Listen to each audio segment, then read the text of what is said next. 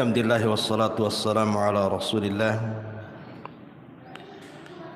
wa ala alihi wa sahbihi wa mawalah wa la hawla wa la quwata illa billahi wa ba'du. Alhamdulillah, di pagi menjelang siang ini kita bisa duduk kembali di Masjid Nidawul Ilmi dan kita masih melanjutkan kajian kita membahas kitab Tauhid,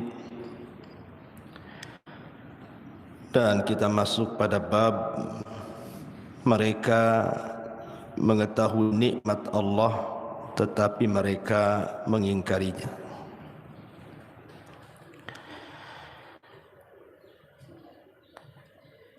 Di sini muallif rahimahullahu taala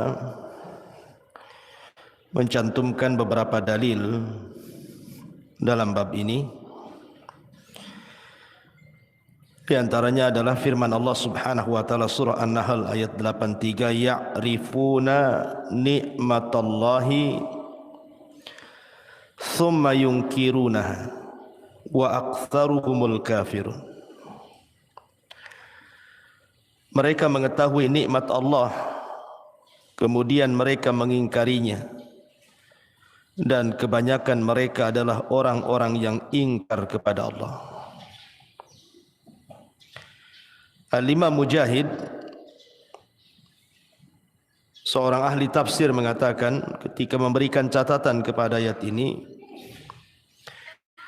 huwa qaulur rajuli hadza mali waristuhu an abai. Maksudnya adalah perkataan seseorang, ini adalah harta kekayaan yang aku warisi dari nenek moyangku. Kemudian Aun ibn Abdullah juga mentafsirkan dengan perkataannya, yaquluna laula fulan lam yakun kadza.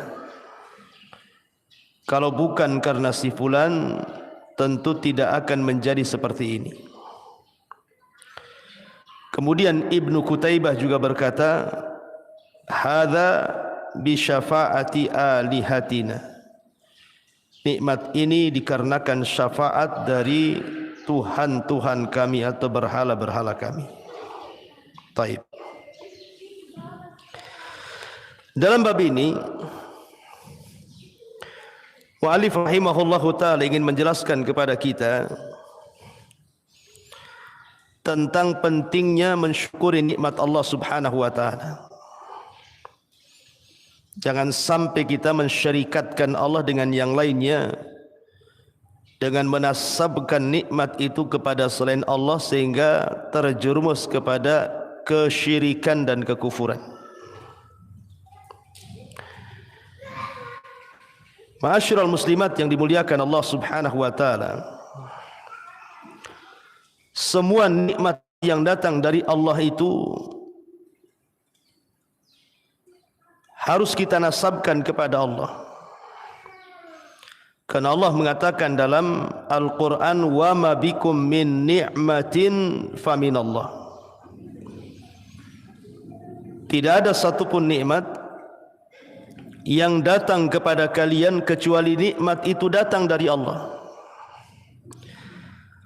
Dan nikmat yang Allah Subhanahu wa taala anugerahkan kepada kita ini tidak terhitung jumlahnya. Allah Subhanahu wa taala berfirman, wa in ta'uddu nikmatallahi la tuhsuha. Kalau Anda hendak menghitung berapa jumlah nikmat Allah, niscaya kalian tidak mampu untuk menghitungnya.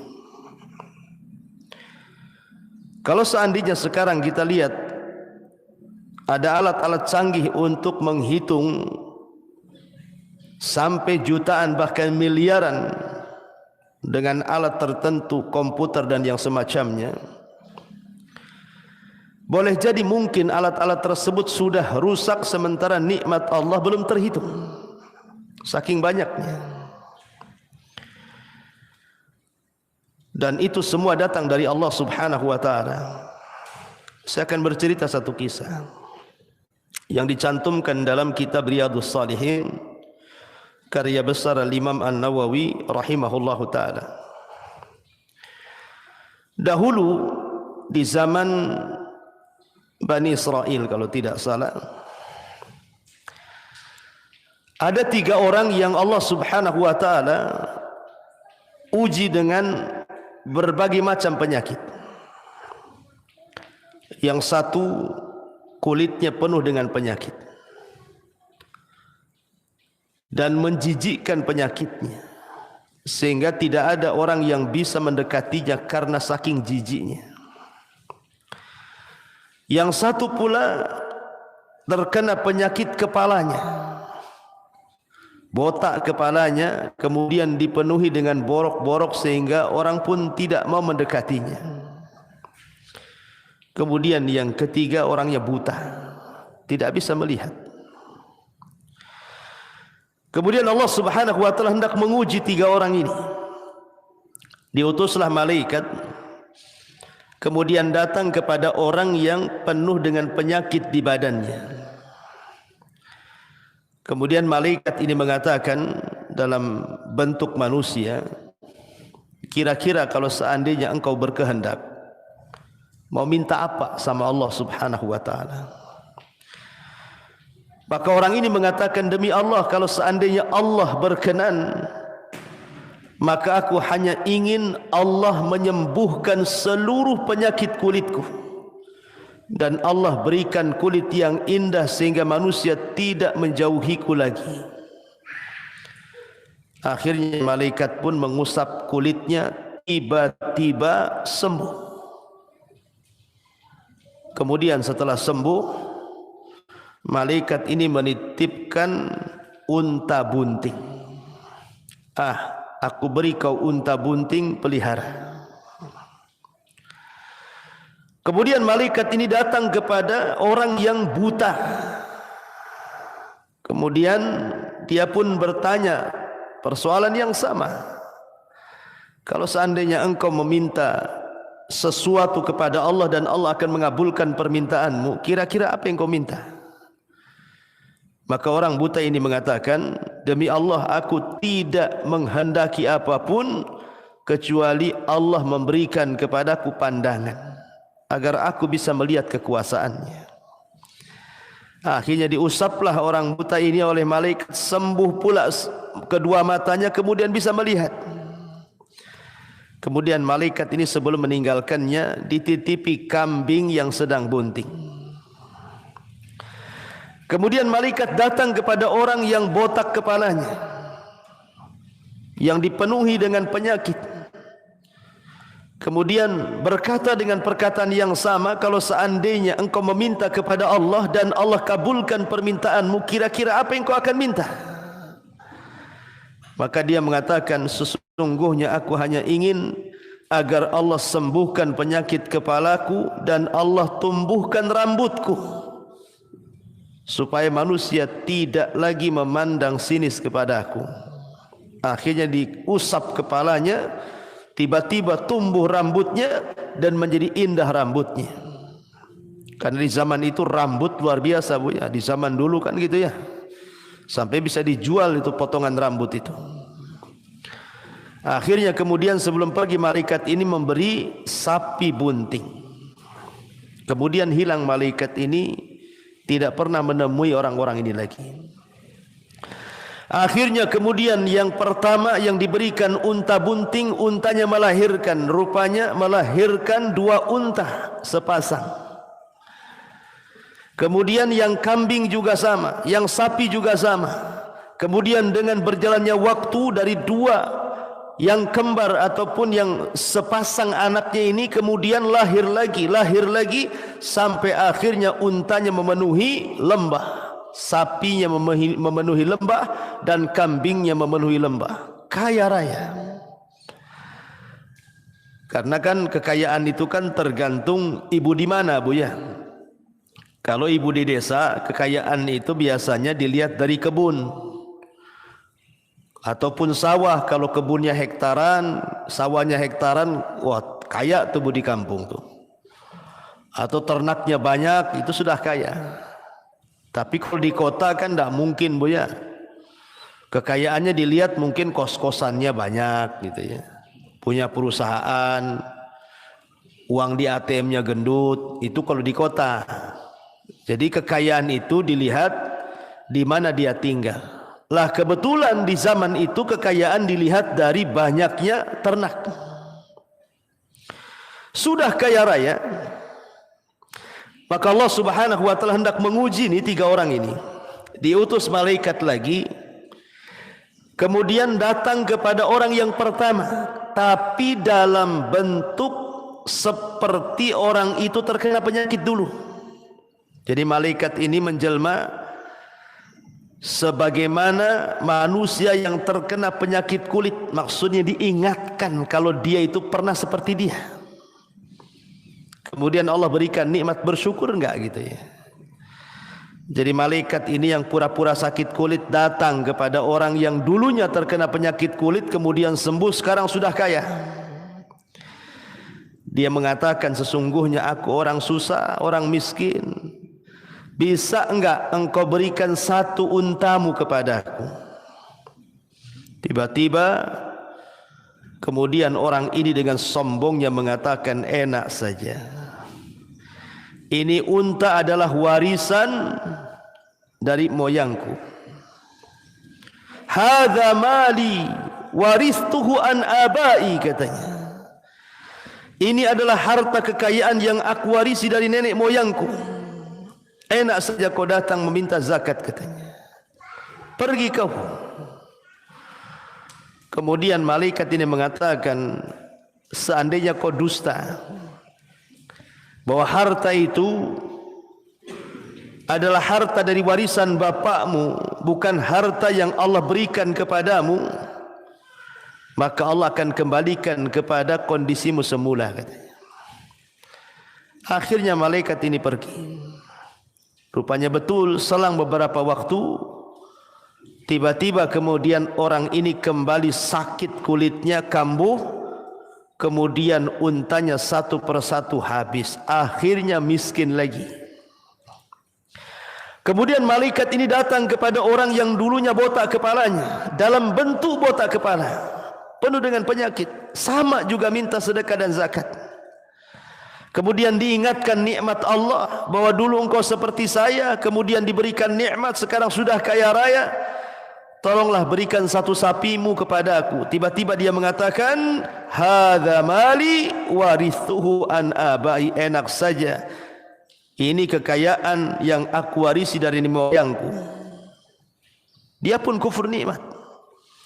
Kemudian malaikat pun meninggalkannya dan mengatakan, kalau engkau berdusta, maka Allah akan kembalikan ke keadaan semula.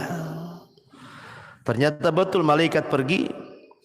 Setelah beberapa waktu kepalanya mulai rontok, kemudian botak lagi, penuh dengan penyakit, kemudian semua sapinya dimusnahkan sehingga menjadi fakir, miskin dan penuh dengan penyakit di kepalanya, persis seperti semula. Kemudian malaikat datang ke yang ketiga. Yang tadinya buta kemudian melihat. Malaikat ini dalam bentuk orang buta. Rupanya yang buta ini pekah. Dia teringat di waktu butanya, sehingga ketika malaikat yang berbentuk orang buta ini meminta zakat, dia mengatakan, sesungguhnya dengan aku tidak buta mampu melihat dunia dan kekuasaan Allah, ini sudah cukup. Kalau engkau ingin kambing, ambil kambingku 1 lembar, katanya. Syukur dia. Dan Allah mengatakan, la in syakartum la azidannakum. Kalau kalian syukur, ku tambah nikmatku kepada kalian. Akhirnya malaikat ini ngaku bahwa aku adalah malaikat yang Allah utus untuk mengujimu, dan engkau lulus dari ujian Allah Subhanahu wa taala, sehingga engkau tidak akan buta kembali dan kekayaanmu akan terus bertambah dan bertambah. Begitulah orang yang syukur dan orang yang kufur. La in syakartum la azidannakum wa la in kafartum inna adzabi lasyadid. Kalau kalian syukur, ku tambah nikmatku. Tapi kalau kalian kufur, maka azabku sangat pedih, kata Allah. Inilah makna daripada ya'rifuna ni'matallahi thumma yunkirunaha wa aktsaruhumul kafirun. Mereka mengetahui nikmat itu datang dari Allah, tetapi mereka mengingkarinya dan kebanyakan mereka ingkar kepada Allah Subhanahu wa taala. Ma'asyiral muslimat yang dimuliakan Allah Subhanahu wa taala, lalu sikap seorang mukmin dengan nikmat Allah itu seperti apa? Kalau seandainya ibu mendapatkan nikmat itu, kira-kira apa yang harus ibu lakukan supaya nikmat itu jangan dicabut dan nikmat itu akan tetap langgeng kepada ibu, bahkan ditambah? Yang pertama, Bu, al-i'tirafu bil qalbi. Akui bahwa nikmat itu datang dari Allah. Ibu harus mengakui nikmat itu harus dinasabkan kepada Allah. Jangan seperti Qarun, Bu. Qarun ketika datang petugas zakat dari Nabi Musa hendak mengambil zakatnya, apa kata Qarun? Innama utitu min ilmin indi. Enak saja kau datang, katanya. Ini aku kaya bukan sebab doanya Nabi Musa. Ini karena kecerdasanku, karena aku punya pengetahuan yang tidak dimiliki Musa, katanya. Kufur Qarun. Dia tidak menasabkan nikmat kepada Allah, tetapi dinasabkan kepada dirinya. Maka tidak boleh menasabkan nikmat itu kepada diri kita. Semua nikmat datang dari Allah. Karena banyak di masyarakat itu sadar ataupun tidak sadar menasabkan nikmat kepada dirinya. Ya wajar saja aku kaya, Pak Ustaz. Saya kan sekolah tinggi, S1, S2, doktor, profesor. Masa profesor miskin, katanya. Itu ya. Seolah-olah kayanya itu karena profesornya. Ya wajar saja, Ustaz. Saya kan tipe orang yang tidak pemalas. Saya rajin kerja. Pagi belum lagi ayam bangun, saya dah bangun, katanya. Malam ayam belum tidur, katanya kan. Saya juga belum tidur. Jadi kemudian dia nasabkan nikmat itu karena rajinnya dia kerja. Tidak juga. Banyak orang rajin tak kaya-kaya, banyak orang malas juga Allah berikan kekayaan kan itu. Jadi bukan itu masalahnya, bukan karena rajin ataupun tidak. Ya memang sebab kaya itu karena rajin. Tapi jangan kemudian dinasabkan karena kerajinan kita. Semua nikmat itu datang dari Allah. Ini yang pertama, Bu, ya. Al-i'tirafu bil qalbi. Akui dengan hati bahwa nikmat itu berasal dari Allah. Wa ma bikum min ni'matin fa minallah. Segala nikmat yang datang itu semua datang dari Allah Subhanahu wa taala. Kemudian yang kedua, hendaklah seseorang itu tidak pernah merasa bahwa dirinya pantas mendapatkan nikmat itu. Jangan diyakini ya sudah pantas, saya ini mendapatkan seperti ini. Kalau si anu, ya pantas juga si anu seperti itu, makanya tidak diberikan seperti yang diberikan kepada saya. Tak boleh, Bu, ngomong begitu. Itu persis seperti firman Allah Subhanahu wa taala. Kalau diberikan nikmat dia mengatakan Rabbi akraman. Tapi kalau tidak diberikan nikmat dia mengatakan Rabbi ahanan. Kan ada sebagian manusia itu, Bu, kalau seandainya diberikan nikmat dia mengatakan Rabbi akraman. Rabbku sedang memuliakan aku. Tapi kalau seandainya diberikan musibah dia mengatakan apa? Rabbi ahanan. Rabbku sedang menghinakan aku, katanya. Enggak ada kaitan sama sekali. Karena harta itu bukan tanda orang itu baik. Orang kaya loh, bukan tanda dia baik. Karena kaya dan miskin itu dua-duanya ujian dari Allah. Saya teringat, Bu, satu kisah. Ini kisah nyata. Saya sendiri mengalaminya. Saya ketemu orang tua, Bu. Orang tua ini tidak salah. Tidak pernah salat. Salat itu paling malas dia. Tapi kalau cerita Bu, membanggakan dirinya luar biasa. Jadi dia cerita sama saya begini, Ustadz, saya ini orang paling bahagia nampaknya katanya. Kok bisa Bu?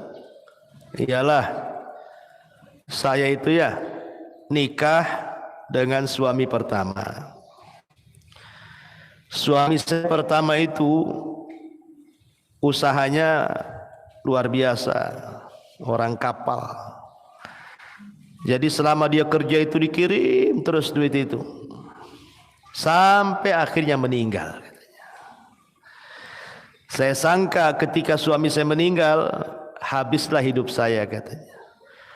Rupanya saya dilamar sama pedagang katanya. Makin lagi kaya. Tadinya saya cuma punya 2 rumah, akhirnya saya bisalah bangun beberapa toko. Sampai akhirnya meninggal juga. Terus suami ketiga Bu, dapat lagi suami ketiga, PNS, orang pengadilan katanya. Kemudian 2 tahun pensiun, mati katanya. Uang pensiunnya saya yang ambil katanya. Bayangkan. Jadi orang ini ngomong begini, coba Allah itu sayang sama saya Ustaz. 3 suami saya itu tidak nyusahin saya katanya.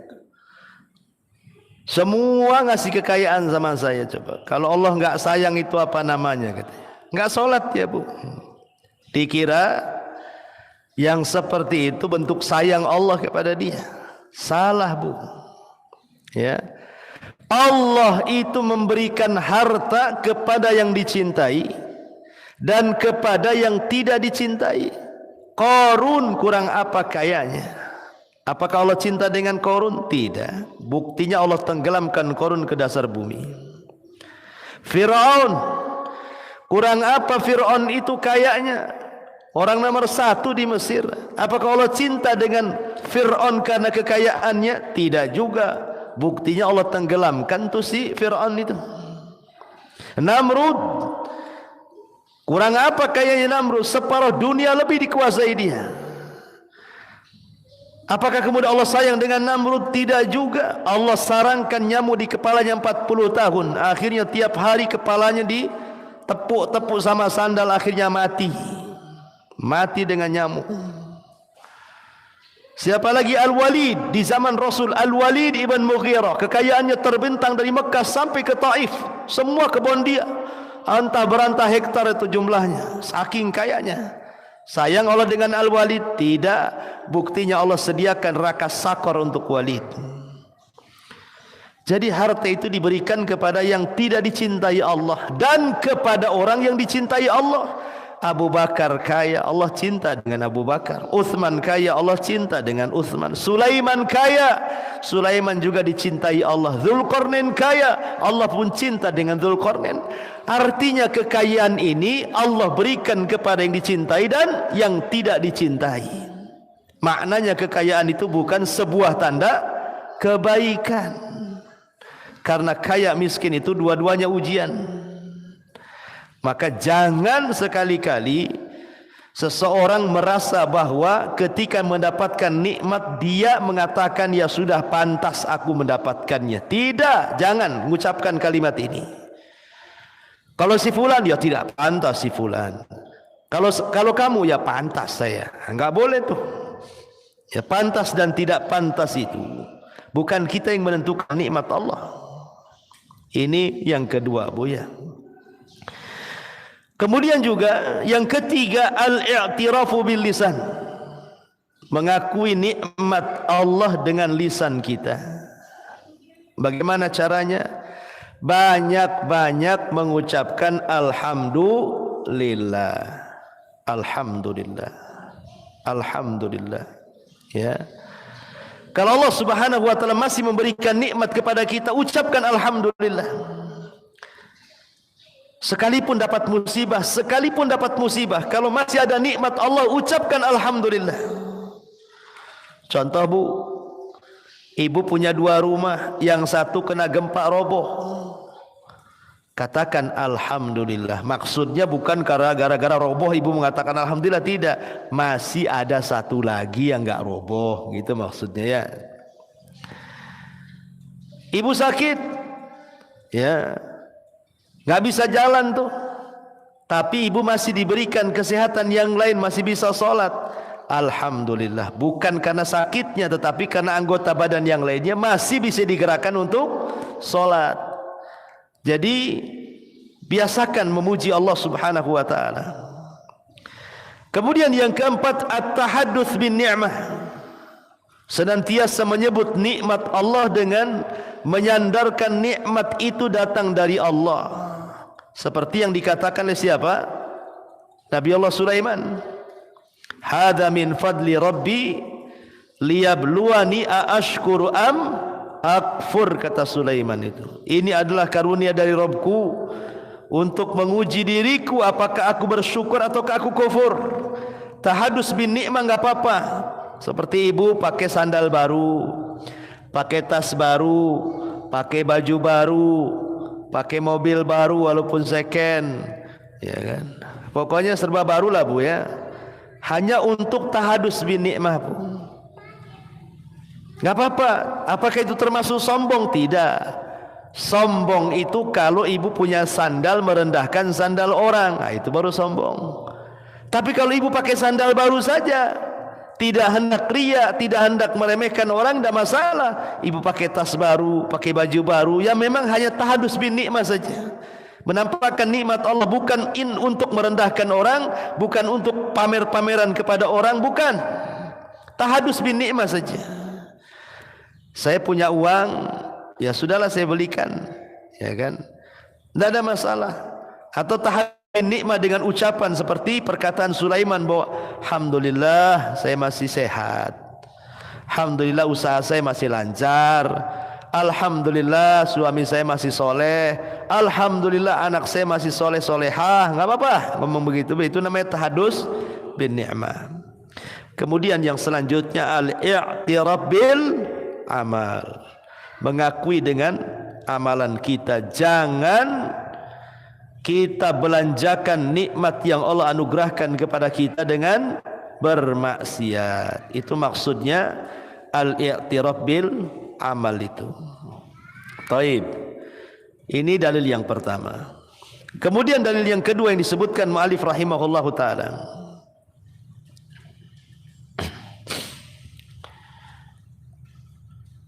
Berkata Abul Abbas, maksudnya Syekhul Islam Ibn Taimiyah rahimahullahu ta'ala,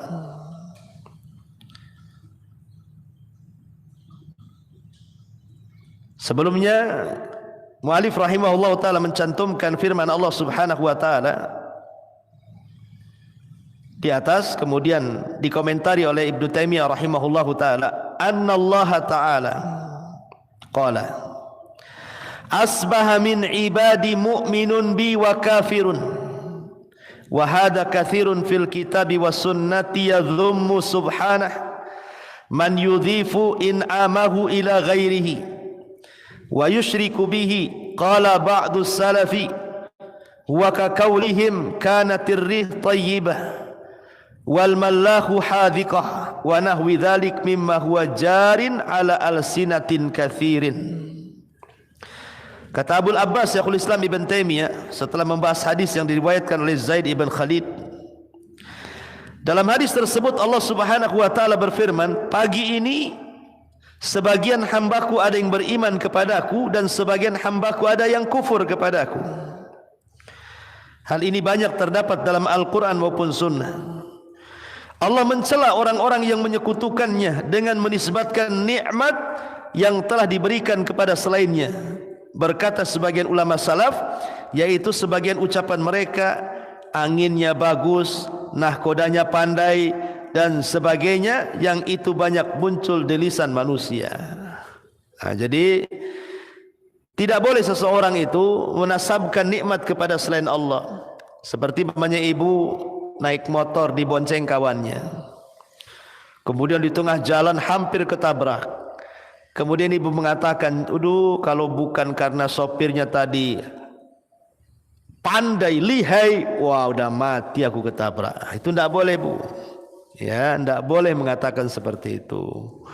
Atau ibu naik bus, kemudian busnya ini hampir tubrukan, ya, tetapi kemudian diselamatkan. Kemudian ibu mengatakan, tuh kan, kalau seandainya tuh sopir tak pandai, matilah kita semua di sini. Itu tak boleh. Ngomong begitu tuh tidak boleh, Bu. Itu syirik kecil. Ya, buktinya ibu dengar dulu cerita-cerita kapal Titanic itu, Bu, ya. Kapal Titanic itu kapal pesiar. Kurang apa tuh? Ya, nahkodanya, kapalnya, awaknya luar biasa, Bu. Tenggelam juga, kan gitu ya.